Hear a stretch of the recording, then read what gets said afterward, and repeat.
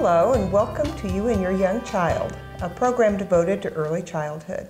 I'm Sheila Biggs and I've been hosting a number of service providers on this program, and I hope you've been enjoying them and the information that has been provided in these programs. Today I have Jean Gauber. Jean, tell me, where do you work? I work for OCCK here in Abilene in our infant and toddler program. Okay. It's an early intervention program for families who have little ones that might have some developmental delays. Okay. On an earlier segment of this show, we did talk about the screening process, Yes. and that screening is available once a month, I believe, in Dickinson County somewhere for someone.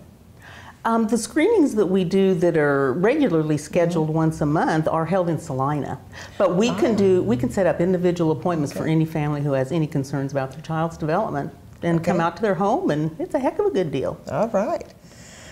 Okay, so what are early intervention services?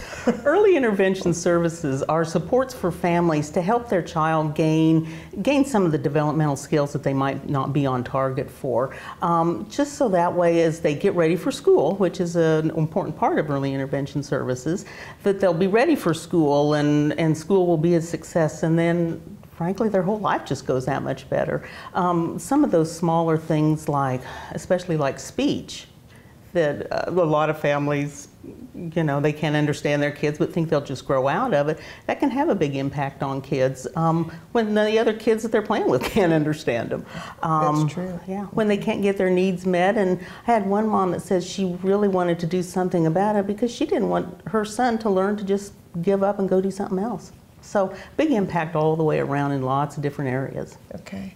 Back when I was working at the health department here in Abilene, I did Can Be Healthies, and I'd often have children who were getting services through infant toddler, or they should be getting. Yes. More than anything, it was the ones that worried me were the ones who the kids should have been getting services.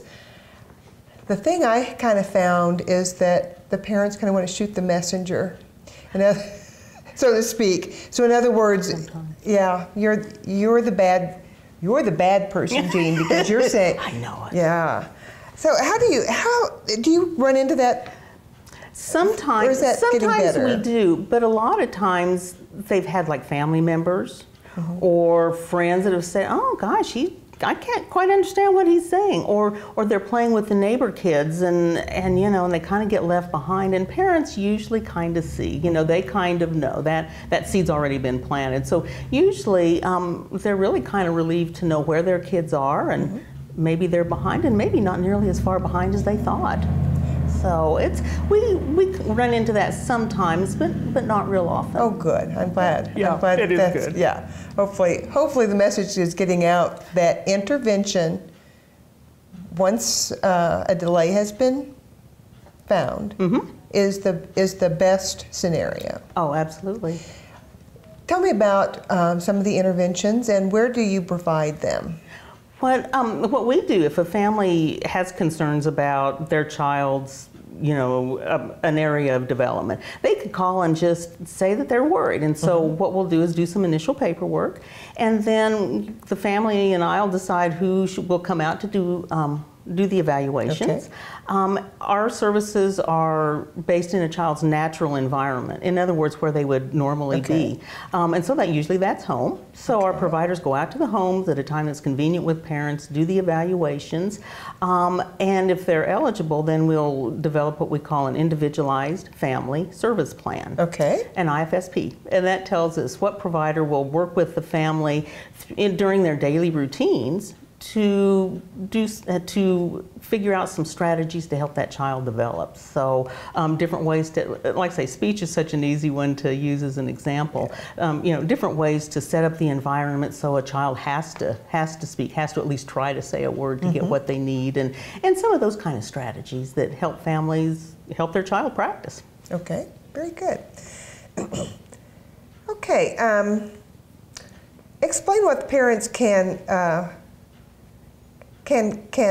call as well as professionals. I mean, are there any other services that are available? Who else can they call on? If they have concerns about their child's development? No, if it, once the child has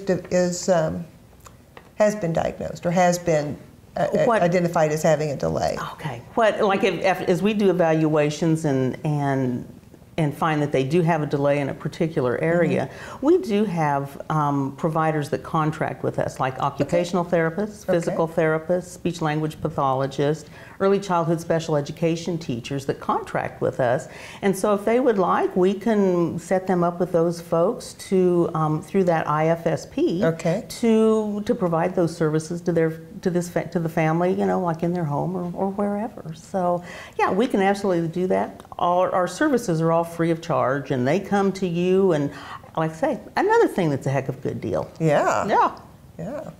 Is there anything else that you would like to tell us about your job and